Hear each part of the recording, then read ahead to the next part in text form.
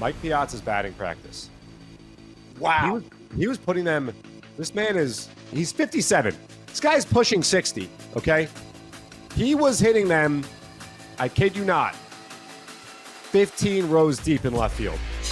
I looked up. I was like, is that a Met that's like working in, like a current Met that's working into BP with these guys? It was Piazza. 57 years old. Did you see the board when he hit the board and it almost went out? Which board? No. I just noticed a couple of moonshots. He hit the LED board on the party deck, the one right before you get to the seats. Oh. And it actually, like, for a second, the screen went out. It doesn't shock me at all. But that's why, as Howie Rose referred to him in the intros, the greatest hitting catcher of all time. Welcome to Meet at the Apple, presented by PC Richard & Son. I'm Vito Calisi. That's Jonathan Barron. And today, we decided it was time to have a guest on, help change the vibe, help change things that are going on right now. So, Ella Franco, you know her from Instagram, John Franco's daughter, who's just been crushing Instagram, TikTok, Mets Twitter, just ingrained yourself into Mets Twitter this year, Ella. Yeah, I don't know how it just kind of happens. I started doing TikTok, like, I think more seriously this year. I started getting more into baseball content this year, especially. I think I started like last year in the 2024 season, just especially with how awesome that season was. And then this year I was like, why don't I do more? I started doing more on TikTok, started doing Twitter randomly, and then here I am. So Ella, I'm wondering, as someone who grew up the daughter of one of four captains in Mets history, obviously your dad has many friends who are Mets legends. Who are some of your favorite players growing up? Not just watching, but also guys you got to actually know as people off the field. Yeah, so I mean, one, Leiter is my godfather, so I'm very close with him. We have a really good relationship, and it's always a pleasure when I get to see him. I don't get to see him often now because obviously everyone's everywhere, but I mean, example, like seeing him at the alumni game yesterday was one of those times where we get to catch up. I mean, my favorite player growing up, because I grew up like in the David Wright era. So David Wright was my favorite player, and he's just awesome. Like, he's a really, really nice guy. I mean, I love Darryl Strawberry. He's also great. Yeah, I mean, I really can't even like pick and choose like a couple. I mean, all of them have been awesome and are so nice and funny and a joy to be around. And you mentioned David, and I know that when David came back in 2018, a big reason why he wanted to do that was so his kids could see him on the baseball diamond. So, maybe they'd have some memory, or at least, the photos that were taken that very special night. I'm not going to dox your age, but you're not that old. Do you have memories of your dad playing? I don't actually. I was like way too young to like remember anything. So should have played till like he was 50 for you. Yeah, but he was really like lucky he got to play as long as he did. And yeah, I was like really, really young when he retired. So I actually don't remember like him actually physically on the field, but he's been so involved like ever since he retired. Like from the second he retired, he was continuing being involved with baseball, being involved with the Mets. So I still kind of got to have that in a capacity to be around, so many different versions of the Mets team, old players, old teammates, Hall of Famers, gotten to travel with him, go to work with him. I've been to spring training. So I still have gotten a lot of the experiences, just not much of the memory. So you brought up the alumni game the other night, which, we're going to talk Nolan McLean. We're going to talk Brandon Sproat. But first, I think we should talk about the incredible day that we all had Saturday, because it was just a really unique experience. John and I were fortunate enough to be in the dugout for Team Shea for a lot of the game, seeing some behind the scenes. Ella, you were with John all weekend, where John was just like, he was going from event to event, talking to people. I feel like nobody gets spoken to as much as Mets fans as your dad. They walk up to him like he's an uncle. Yeah, he's very like, I always say to my mom, like, he has no social anxiety, like, whatsoever. Like, he will throw himself in there. Like, I think is perfect for like talking to fans, because he's very into it. Like, he loves it. he'll always be down to do anything that like the Mets ask, like, or want him to do. Like, he'll throw himself in there. But yeah, I mean, he was very excited for Alumni Classic. I was like really excited to see him back on the field, because I always say, like, if he could go back in time, like, and play, like, he definitely would. Yeah, I know your dad recently had, I think, a shoulder surgery. Yeah, So at the beginning of June, he had total shoulder replacement on his left shoulder. So really long overdue surgery for him. But now he's been recovering really, really well. So that's why he couldn't pitch in the game, unfortunately. But he still found a way to, be involved and be on the field. So it was nice for him. yeah, and it was cool that I think Bobby V had Al Leiter start the game. Yeah. And Al Leiter came out, and he actually had John Franco go out and make the pitching change. So, I mean, I had no idea that Al was your godfather. I'm sure that John and Al are very, very close, going back to all those great Mets days they had in 99 and 2000. Yeah, him and Al, I'd say, I actually, in one video I did on my like TikTok page, I decided to do like interviewing my dad, a bunch of different questions. I asked, like, what was your favorite stadium? Like, what did you do on off day? Like, who was like hardest batter to face? And one of the questions was like, who is like your best friend, playing? And Al was his answer. So him and Al definitely have a really close friendship. So it's really nice. So during the game, John is part of the team that helped organize the game and help put some of the various, I want to say, bits together. And John, I didn't even tell you this. I'm sitting in the dugout next to Carlos Beltrán. And when the umpires started telling the bench to calm down, Carlos Beltrán turns to me and goes, "What the hell is going on? What's this guy's problem right now?" And I was like, "What?" And he goes, "Why is the umpire taking this so seriously? It's an exhibition game." And then I had to tell him, "Hey, something's about to happen. It's like it's part of the show," because I was worried that he was going to get angry. Well, I'm glad the umpires sold it. Look, I don't want to take credit for anything. Saturday was one of my favorite days as a Mets fan. Just the nostalgia. I think that the 2022 Old Timers Day was incredible, and it was bigger. There were more guys. I think it was 68 former players that came back for that one, and that one spanned all of Mets history, going back to literally 1962. Unfortunately, like, there are guys there that day that aren't even with us anymore. This was a more recent Old Timers or Alumni game, not Old Timers Day, not the branding for it, but seeing guys from the 60s and 70s back in 2022, we don't have that same connection with them at all. Seeing guys from 90s and early 2000s and mid 2000s and even late 2000s, like Juan Lagares, was on the 2019 Mets. Asdrubal Cabrera was on the 2018 Mets. It was a very, very, very nice sweet spot where even if you're, Ella's age, like, you were able to reminisce and be like, oh my gosh, like, that's that guy who ran into the wall to save Johan's no-hitter. It's Mike Baxter. Or, oh my gosh, like, there's Turk Wendell, who used to, have the shark necklace and jump over the foul line. So it was just... It was so fun. I don't know the next time the Mets are going to do it, but I had the idea, and Ella, maybe you could ask your dad what he thinks about this.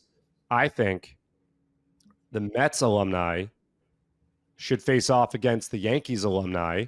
Oh, that'd be awesome. And maybe do it like college basketball, where two schools will enter an agreement to do a home and home over a series of years. So maybe like 2026, the Mets host it. 2027, we go to the Bronx. Do with Philly. And I think that the Philly one, especially because, Vita, we always hear from these guys, like, those players actually hate each other. They don't like each other. Like, those guys could possibly still have that bad blood and take it on the field. I know some backs and knees and other joints might not be as healthy as they used to be, but how much fun would that be? I think that'd be so awesome, especially like given like New York. I mean, of course, like, there's always the Mets and Yankees rivalry, but it's also like New York baseball is just so, like, I think iconic to anyone, regardless of whether you're a Mets or Yankees fan. I think that would be such an awesome experience for people to be able to watch, like, people they used to see like face off like in like big rivalry games, like, come together again and do it again, kind of thing.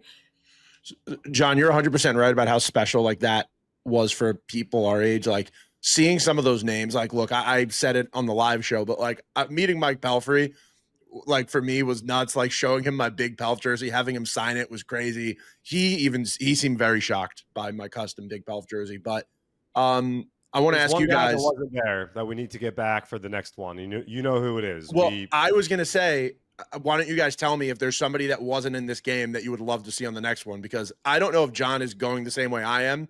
There's one big one that I feel like would have probably gotten the biggest pop. I mean, I think you know who I'm going to say. So, Ella, maybe you agree with me, maybe not. I am a huge fan of Lucas Duda. I am a Lucas Duda truther. I feel very strongly that Lucas Duda for, 3-4 years was an incredible Met, top 10 first baseman in baseball. And one play that is overly magnified because a bunch of other events that took place before this one event in time happened has kind of like ruined the remembrance of what Lucas Duda was for the Mets. And, I in my own little way here on Meet at the Apple, for whoever listens to the show, watches the show, knows that I am trying to reverse that trend and remind people that this was actually a very good player. And he fits incredibly well as a guy that we should be welcoming back and honoring and celebrating as part of that 2015 Mets team.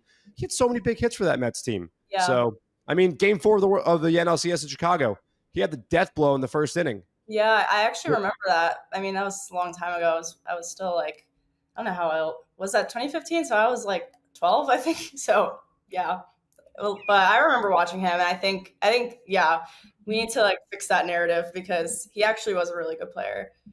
Vito, who's the person you were going to say? So it wasn't Lucas Duda. I feel like you know me well. Like I feel like you should know me well enough who I'm going to say. I mean, not Cespedes, right? That's no. Lastings Milledge. I was not going to guess that. Dude, if Lastings Milledge hit a home run in the alumni game and then high-fived the fans after, you're going to tell me that wouldn't be an all-time moment? That would be fun.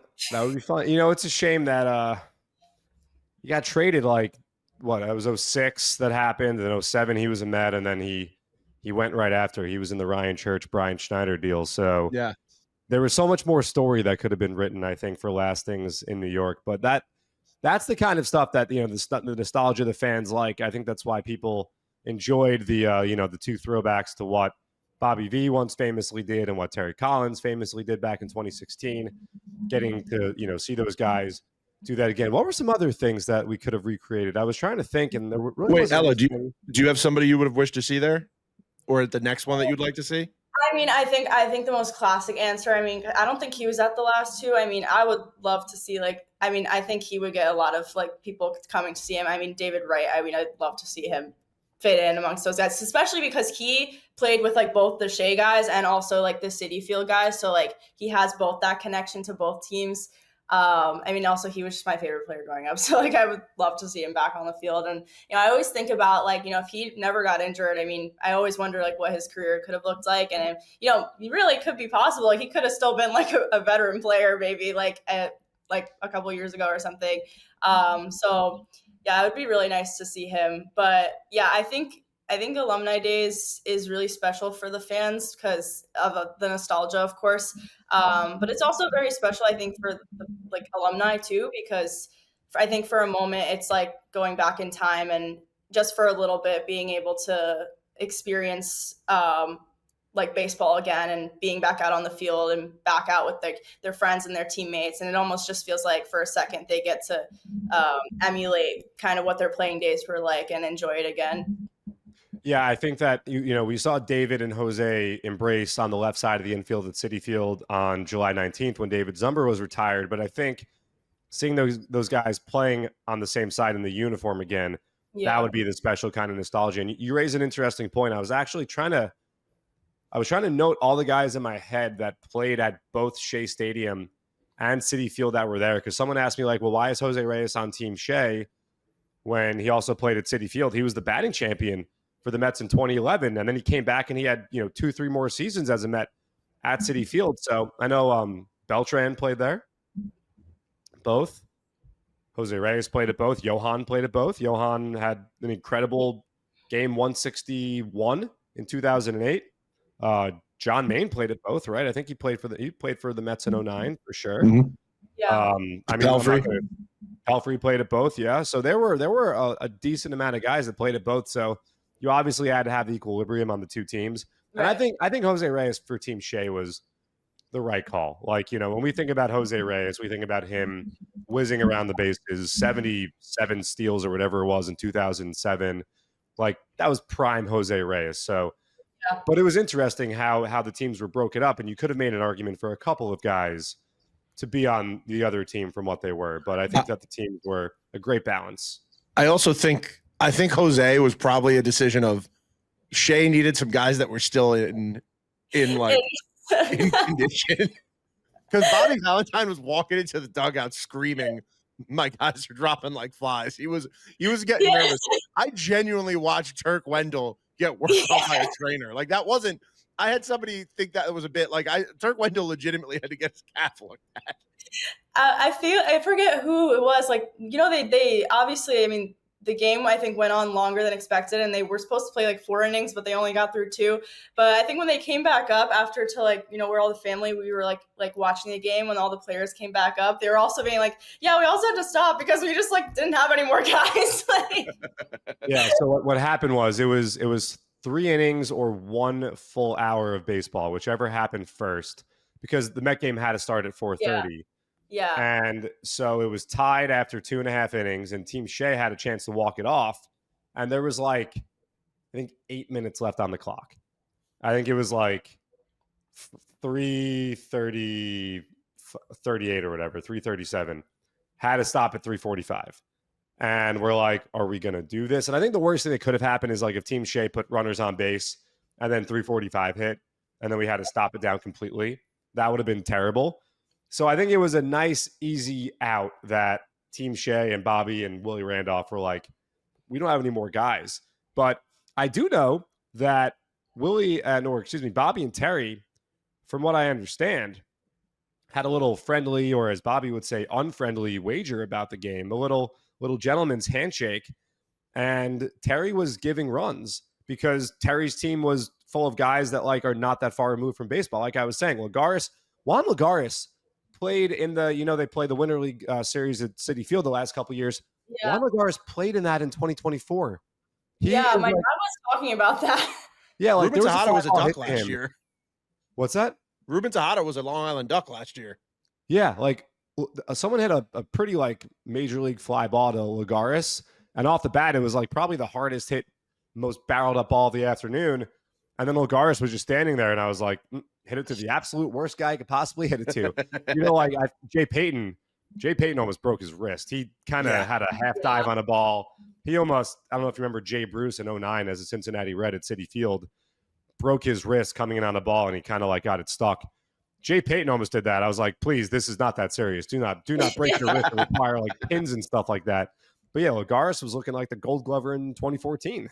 Yeah, I remember in the first alumni day, a couple years ago, my dad actually started as a pitcher, and he was like, of course I had to start. And then the first 2 guys I had to face were Jose Reyes and Daniel Murphy. He was 2 guys who literally just retired. He was I was scared I was going to get a line drive back to my face. He was the cameraman was behind me. He was I turned to the cameraman. I was like, hey, line drive comes back, you're on your own. I'm not catching it. You think guys are really recently retired or even still kind of play in their own way. So the difference in I guess age is kind of crazy when you think about it.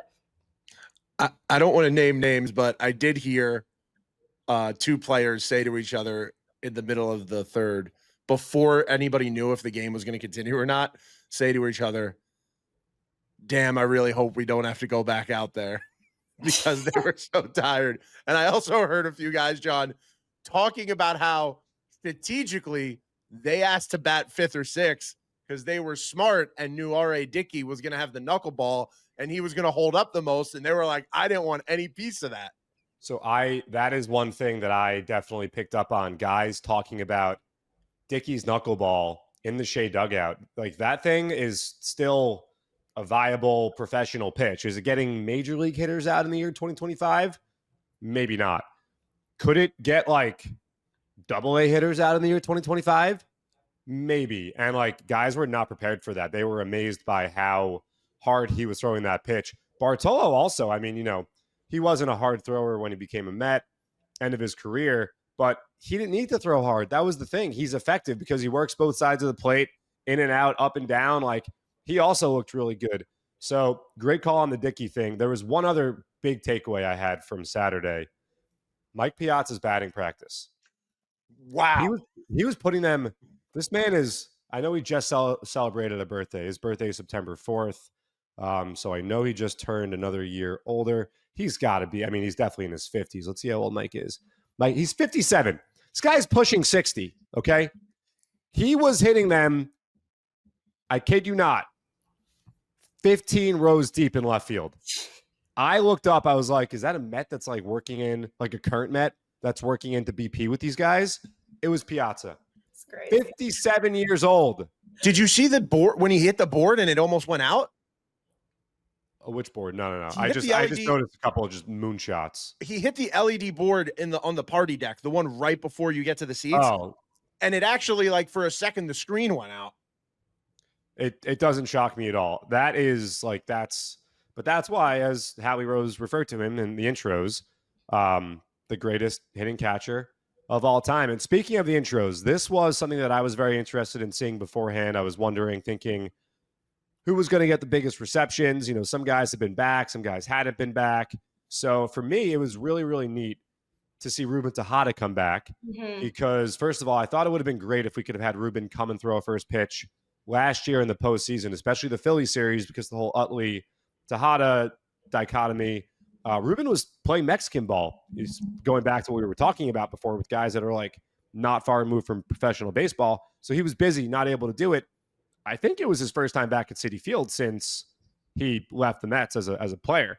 So that was really cool. For me, I think, outside of Piazza, Jose Reyes got one of the biggest receptions. I thought that was like the biggest of the welcome backs. What do you guys think?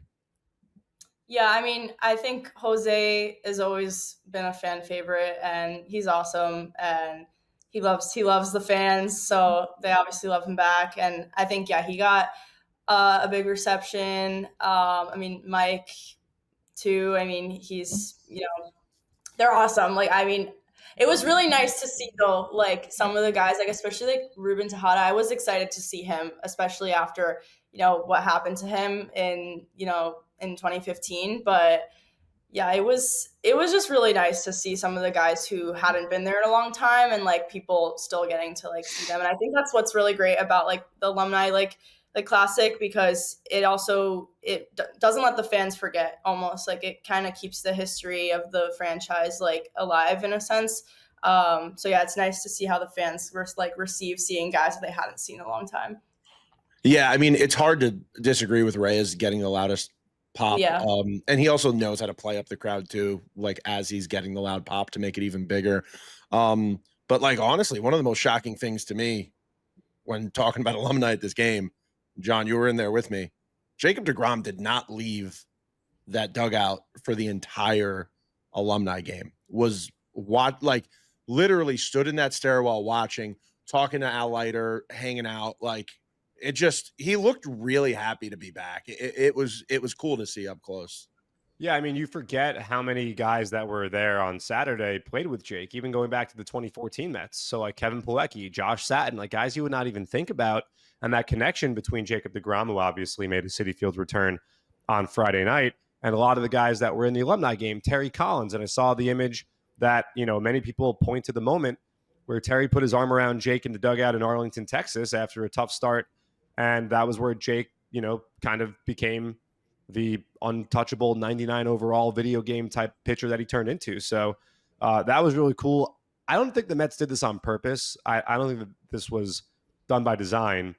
But having the Alumni game while the Rangers were in town was cool because it gave you a lot of elements. Gave you of course, the deGrom element, but also Jack Leiter getting to be in the dugout and watch his dad participate in this Alumni game at Citi Field, where Al is the mayor. Like everyone knows Al, everyone loves Al. Al has stayed connected with baseball.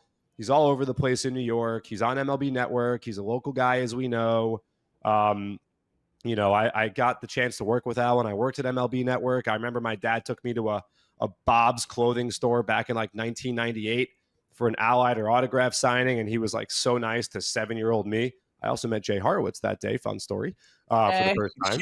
Jay was there also with Al, overseeing the autograph line.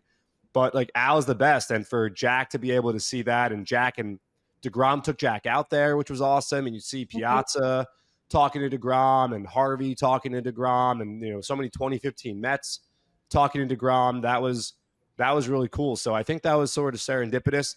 Yeah. Unlike the Baltimore Ravens, I know this is not on topic, but it made me think, like, did they do this on purpose? Did they do that on purpose? The Baltimore Ravens, I don't know if you saw this, on Sunday celebrated 30 years in Baltimore, and they did it against the Cleveland Browns. It's dirty. There's a connection. Oh, yeah. That's dirty. I think that was on purpose. I don't think the Mets planning. You don't do that by accident. No, that was definitely on purpose. But and then, like, even if it is by accident, once somebody notices it, you make a change. That's bad. But no, it was nice that it all worked out that way.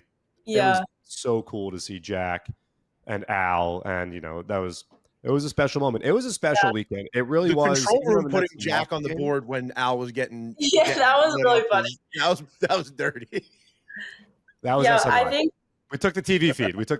It was a big produced thing. So that's a little bit peek behind the curtain.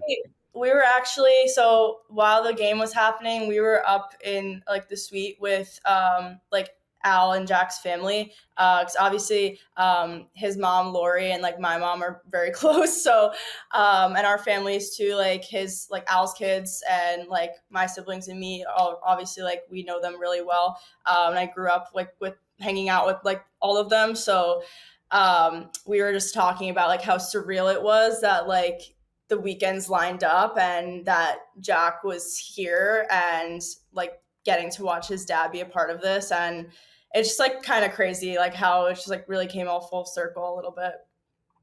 It was really special. I mean, like, it is really cool to see how excited all of these guys are to like put the uniform back on. Even the guys who weren't playing, who were just talking to each other and like watching the group. I think watching the team photo and everybody just get together and really get to talk. It's a special day.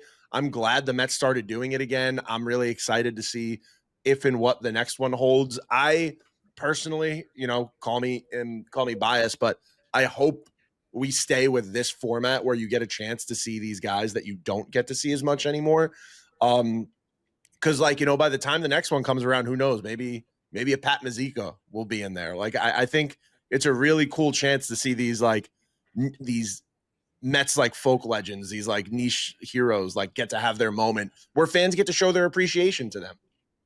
Yeah. I want to show some appreciation to some people behind the scenes that really led the charge in planning this Alumni Day, because a lot went into it. Starts with Jay Horowitz, who has all these incredible relationships with every single Mets alumni, all the guys there and guys that weren't there.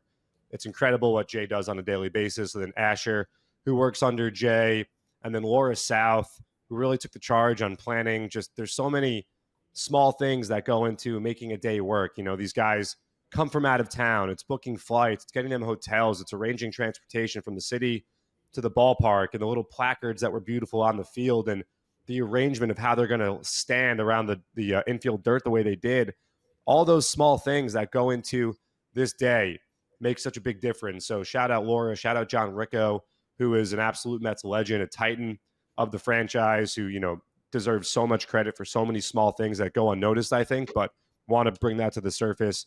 And so many other people as well. Like I mentioned, we worked very closely with SNY, covering this, bringing it to light. The social media team, Vito, you did a great job down there capturing content. Will, finding different ways. It's fun because for better or for worse, baseball has a lot of rules for regular games.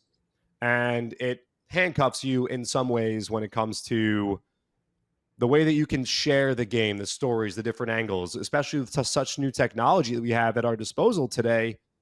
Yeah. Being able to just do it during an exhibition where it's like kind of trying things out and doing things you would never, ever be able to do during a game. Like you couldn't put a pair of meta glasses on a real manager, but putting a pair of meta glasses on Terry Collins to go out and argue with the umpire and getting that incredible perspective from literally his eyeballs. Yeah. That's awesome. So that's a lot of fun. And, it's just nice to be able to experiment really with some new things, different things that you can't do during a regular game. And shout out all the guys that came, like for them, it's kind of a, what for us is like a high school reunion. So many stories, the 2012 season, Vito and I talk about it all the time, being such a fun year for the Mets. Harvey coming up and Dickey Cy Young and Johan's no-hitter. 2013 team, they hosted the All-Star game at Citi Field. 2014 Mets was the turnaround. Travis D'Arnaud is a guy who one day will be at these alumni games. Looking forward to that, still playing. So, I know I'm kind of just going off here, but there are so many things that I feel like fans should know. I saw so much good feedback about what happened, and that's the testament of a lot of hard work that went into this entire day. So shout out everybody, and shout out the fans who, like Vito, myself, and Ella, were just like reveling in the memories, because that's what it's all about. Like we love the Mets. We've been doing this for a long, long time. So it's nice to be able to celebrate and get in our feels about things. Yeah. Yeah. Sure. John, I was thinking like during the game, because like John said, like we got to do stuff that you could never do during a game. I had a VR camera in the dugout for the entire, on the Shea side, like in the middle of the dugout. So like when that goes out, you'll be able to put on the goggles and like literally be looking around and see everybody like as they come in. We put a GoPro on Jose Reyes as he was out there playing shortstop.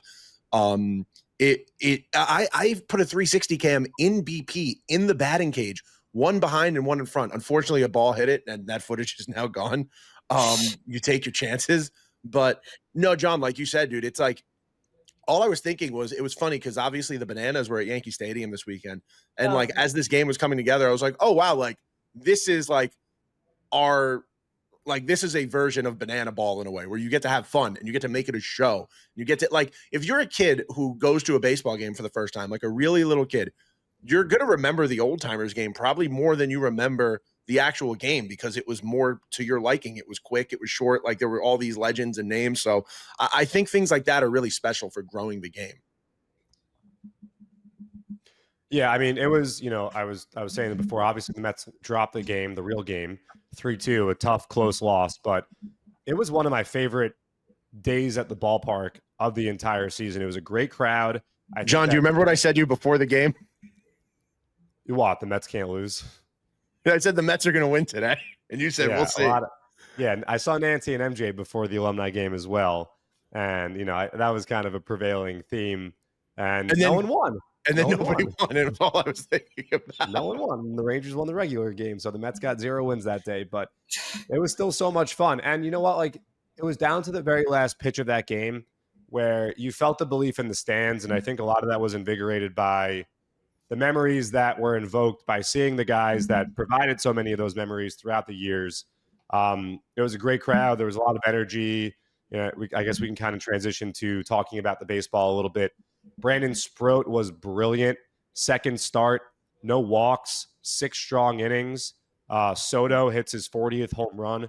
That was a great moment, becomes the first Met in history with 40-30. Now the question is, does he have, I think, 7 or 8 more stolen bases left in him over the final 12 games to get to 40-40? We'll see. But in general, it was really, really a very, very fun day at Citi Field. I walked out of there just so happy to have been a part of it. Both sides, the baseball game, the real game, and the alumni game as well. But I think, of course, the biggest 2 takeaways from the weekend, as far as the Mets go, are what Brandon Sproat did on Saturday and what Nolan McLean continues to do now through 6 major league starts on Sunday. And, whether it's looking at potential postseason rotation or looking ahead to 2026, you could do both, honestly. These 2 guys are part of the Mets rotation moving forward. I think that much is pretty clear. The Mets made sure these guys are ready to come up, really making them earn the spots on the major league rotation down in AAA. And that seems to have paid off because these guys came up ready to contribute, and they've done exactly that. Yeah, Ella, like, have you had a chance to talk to your dad about seeing these young kids come up in this major spot and guys like Brandon Sproat and Nolan McLean and just being able to bear down in this playoff stretch and just be guys? Yeah, I mean, my dad and I actually were talking about McLean yesterday, obviously, because he was awesome yesterday pitching. And, my dad was like talking to me about how, I actually saw this myself. I don't know who it was. I might have been Pete Alonso that said it in like an interview, but they compared almost like McLean's like energy almost to like Max Scherzer, like in the intensity that like Max Scherzer kind of has when he pitches and is super locked in. And my dad also reiterated that to me yesterday. He was like, he kind of just has this like, this like bulldog mentality. He goes down, he's locked in, and he's competitive, and he doesn't get rattled by adversity. And I think that what has been a really good quality about him is that like even coming up in this big spot, like postseason soon, and maybe getting a chance to pitch in the postseason, like it's really great that these guys don't seem to be like affected by things when they're faced by like adversity or when there's guys on base. Even yesterday was an example. There were multiple times I think when there were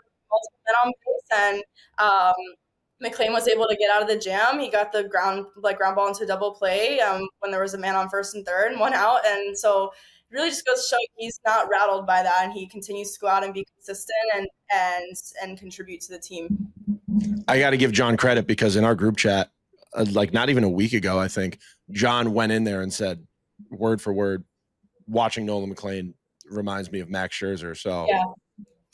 I tried to edit a side-by-side on Premiere about 3 weeks ago. It was the day after his start in Atlanta. And I put it out there. And when I was watching the game that Friday night on Apple, the Scherzer thing clicked for me. And it was the FU mentality that he brings to the mound. Mm-hmm. And then a couple people responded back. And I got a lot of fan feedback from who they thought Nolan reminded them of. And I got Nola, which we saw those guys go toe-to-toe last Monday in Philadelphia. And I see that because the big sweeper and the arm slot is similar to Nola. And I saw Garrett Cole also a lot. That was a prevailing theme. I think that was more the follow-through, kind of like the leg up, especially on the heater when he blows one by. Cole kind of has that little, bitchy way of following through in a good way, following through when he blows one by a hitter. And Nolan has done that a few times as well. But here's the thing. Like, if you say, hey, make me a great major league pitcher, what are the ingredients? A little Max Scherzer, a little Aaron Nola, who literally tied Tom Seaver's record for consecutive strikeouts in a game, a little Garrett Cole. Like, yeah, you're working with some good ingredients right there. So he's been incredible. Ella, you mentioned the double play that he induced. Yeah. This guy has done so much good. Obviously, 40 strikeouts through his first 6 starts. That's great. Incredible swing and miss stuff.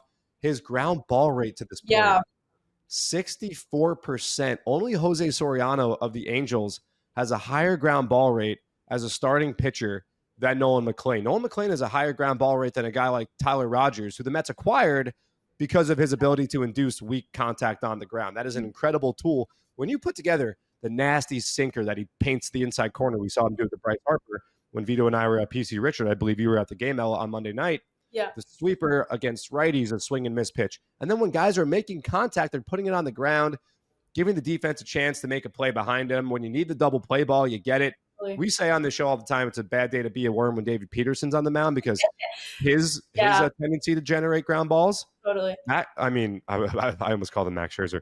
Nolan McLean is elite when it comes to getting the ground ball. So, look, I don't want to sound dramatic, and Carlos Mendoza is not asking me for my opinion on this, but if we do have a game one, of whatever round, I guess it would be the wild card round in all likelihood at this point, I think that's, and obviously this, if the Mets can set their rotation, game 162 might matter a lot, so who knows, but the Mets have the opportunity to pick their starter for game one.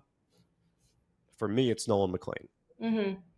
And I know it's a world of pressure on a kid, but it's a college kid. He's so soft-spoken, feet on the ground. He seems to have his emotions in check when he's out there. Yeah. It's Nolan McLean for me. I think, he's just been so exciting to watch. And you can just clearly see it. He has such a bright career ahead of him and bright future. And even like yesterday he now set a new franchise record, like lowest ERA through 6 starts, which is incredible. But yeah, the ground ball thing is awesome. Like he has a high ground ball rate, but also, he throws strikes too, which is which is great. I mean, he seems to have like a good control over his pitch count, which, lets him stay in games longer and put less stress on the bullpen. But yeah, I mean, my dad and I were talking too, like he just has really good movement on his pitches also, and like the sinking fastball, he's just so exciting to watch, and I'm just like really excited to see how he continues and how he develops and who he'll become for this team. And I think he'll be here for a long time, hopefully. So, Ella, I know you have to go in a few minutes, but before you leave, one last thing I think we should talk about. Well, two more things we should talk about. One is we also saw Ryne Stanek come up in a major moment in Sunday's game. And just how important Ryne Stanek returning to the playoff version we saw of Ryne Stanek. The playoff version Ryne Stanek has been throughout his career. And talking about how important it is for a relief pitcher to come in and have a get-back game like that. Yeah. I mean, it's always, I think, when he comes out, I mean, I always see, like, I think having a good outing like that is really good momentum. I mean, even yesterday, like, the way the game ended with the walk-off, like, I think that can be great momentum for the team.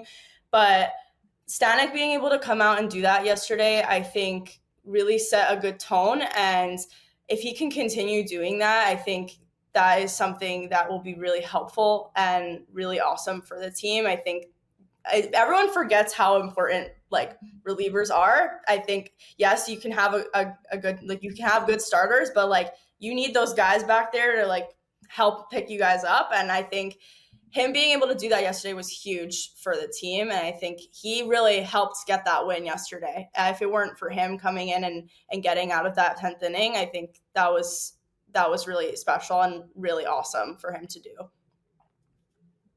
Yeah, and Vito, I mean, you saw the emotion for Stanek coming off the mound, knowing that even allowing one run in that spot, like you deal with that because then you're coming up in the bottom half of the inning. You've got a runner on second, a couple outs. You can match that one run. To strand that one runner, the ghost runner, now your chances of winning are probably 50%, if not higher, or 30, not 50%. But you've got a great chance to win going into the bottom of the half inning, knowing you just got to scratch across that one run. And when we talked to Ryne Stanek last year, Vito, he was struggling with Seattle. And remember the conversation we had with him, he talked about his struggles. And, he's been a guy who has been lights out dominant. He obviously is a guy who throws 100 with a really nasty splitter, but he's also gone through some hiccups throughout his career. And perhaps this is another one of those examples where the hiccup is behind him. He said he came to the Mets. They saw something mechanical in him that he was doing differently than he was doing in Houston when he was having a lot of success, or Tampa Bay or Miami earlier in his career when he was having a lot of success. So no one should be surprised if Ryne Stanek, who has all the makings of a dominant relief pitcher, has figured something out and goes back to being that high leverage guy that Carlos Mendoza can turn to. He did that on Sunday and it paid off. So that was great. I loved seeing the raw emotion from Ryne Stanek there too. And then last thing we could talk about in this episode, it's the PC Richardson electric moment of the week. Pete Alonso's walk-off home run brought back memories of last October in a spot where he needed it, spot where the team needed it. Just incredible to see. Yeah, I actually tweeted yesterday as soon as the walk-off home run happened. I was like, this home run reminds me exactly what happened in Milwaukee. I was like, you had two men on, Pete Alonso comes up, hits an opposite field home run. I was like, what? Like, there's nothing different compared to last year. I was like, it's the same thing. I got like huge deja vu in that moment. But yeah, I think that moment can be really great momentum going into this next, 12 games left. And this is a team, I think, like they want to fight for that spot. Like, they want to be in October baseball. They work hard. They're fighters. And I think they're going to use this as momentum to kind of push them forward. I mean, obviously you have San Diego coming in. That's also a good team, but they're just going to have to go out there and do it and get it done. So yeah. Yeah, I saw a lot of the comparison to Pete's homer in Milwaukee, and I'm a big stat nerd, and I like to tell stories through numbers. So one thing I did was I looked at the exit velo, the launch angle, and the distance on his home run in Milwaukee and tried to compare it to this one. Unfortunately, he hit this one a lot harder and a lot further. So he outdid himself with this one. Milwaukee, that weird wall kind of juts in. That's where he parked that one back on October 3rd, 2024. This one reminded me of the Asdrubal Cabrera walk-off home run that was referenced on Saturday, the one he hit against the Dubre Ramos. That was a crazier game than the one we saw on Sunday, but you saw a very, very relieved team, it looked like, waiting for their polar bear to come around and jump on home plate and celebrate. I think that everybody knew it was important to win the game that Nolan McLean started because he gave them such a great outing. And because for the previous 5 times he had started for them, they've won. So it's really become a thing where, like, when he starts, we win the game. To waste a great start, especially for a team that, let's be honest, has not been getting lights out starting pitching each and every time a starter's gone out there, you couldn't let that one slip away. And like Ella said, the Padres are coming to town. Padres are a good team, most likely going to be playing in October as well. So it was so big, so important for the Mets to win that game. And then the Rangers intentionally walk Soto for Pete, which we've seen a couple times this year. Teams keep doing it, and it didn't pay off for the Rangers. Pete, 5th career walk-off home run. Now the most in Mets history, 117 RBI. That is a crazy big number. Bobby Valentine talked about the 99 Mets, how they stunk for most of September, and they put themselves in a really bad spot going into the last weekend of the season. I'm sure, Ella, your dad has told you about this. Yeah. Last weekend, 3 games out, they needed all sorts of help. They had to sweep the Pirates. They needed the Reds to lose, I think, 2 out of 3 to Milwaukee. They got the help they needed. Then they had to go to Cincinnati for game 163, win in Cincinnati because Steve Phillips lost the coin toss, and it all happened. Yeah. That team literally stumbled to the finish line. The 2000 Yankees, who, as we know, were crowned World Series champs that year, there was a point in time where WFAN callers were like, this team's not making the playoffs because of how bad they were in September. Yeah. Things can turn around quickly. Totally. And it's funny you say that. I was literally talking about this with my dad the other day, the 1999 team. He was like, we didn't know if we were going until the very last day. He was like, look, obviously the stretch, baseball's such a long season. You're going to have so many ups and downs in the season. I mean, we've seen that this year. But he was like, the season's not over. They still have a playoff spot. Things can turn around in an instant. We've seen it happen. He's like, you have 12 games left. And in those 12 games, something really can change. And I really always say, sometimes I feel like in the postseason, it's not even the best team that sometimes wins. It's really about who can get hot in October and go out in October and be really good. So you can have the best team make the playoffs, but can they get it done in the playoffs? So I really think if this Mets team can go around and just get hot in October, and I think it would be really great for them.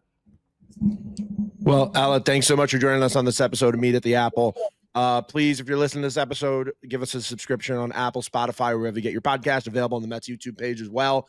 Every time you give a 5-star review, it really goes a long way. Write out a review. It helps us out so much.